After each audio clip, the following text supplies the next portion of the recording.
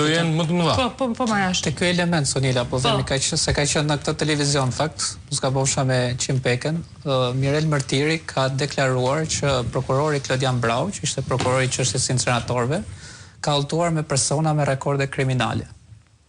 Ka qenë deklarata për publik. Sigurisht tani ne nuk mund ta marrim sepse është akuza e një njeriu që është në kërkim. Më fal, nuk po e marrim këtë si të vërtetë etj kështu me radhë. Po minimalisht ne si publik do duhet po themi që të kishim një qendrim të prokurorit Brau, sepse është një akuzë shumë e rëndë që i bëhet një prokuror i të posaçëm.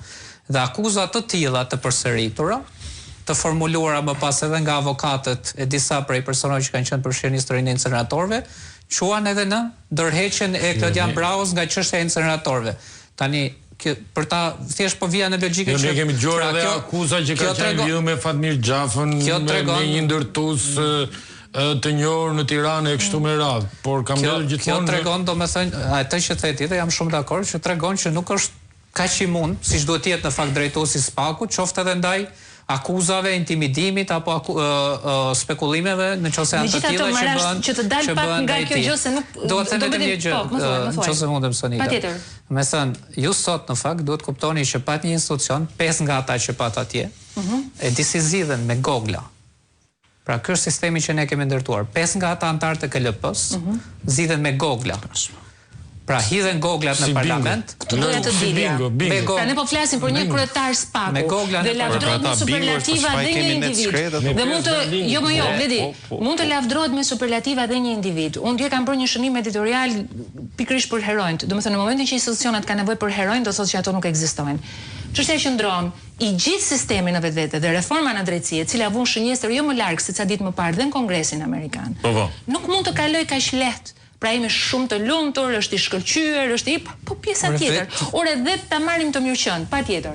Më mirë që ndodhi ndrimi, qarkullimi gjithsesi nuk i lejuar të ndodhi ligji se nuk është. Po dakor, po kur vjen një moment i tillë mund mendoj njeriu që është ish epoka dhe një epokë e re.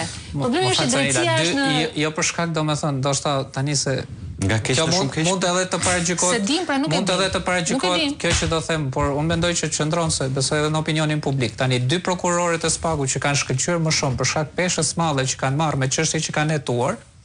Unë besoj është Olc Dado dhe Dritan Prengji. Për shkak se kanë hetuar dosjet nivelit shumë të lartë etj kështu me radhë. Tani pse nuk ka një sistem, domethënë që promovon prokurore që realisht mbajnë një peshë të madhe etj. Këtë parashikon ligji për reforma, kriteret, rregullat, këto nuk e di. Këtë ka, pra prokurorët të cilët dëshmojnë, po themi integritet lart, hetojnë çështje të rëndësishme kështu me radhë etj. Parashikuar këtë element, pra ku integriteti etj. Është problemi i reformës per se. A do dalin vetë në thelb.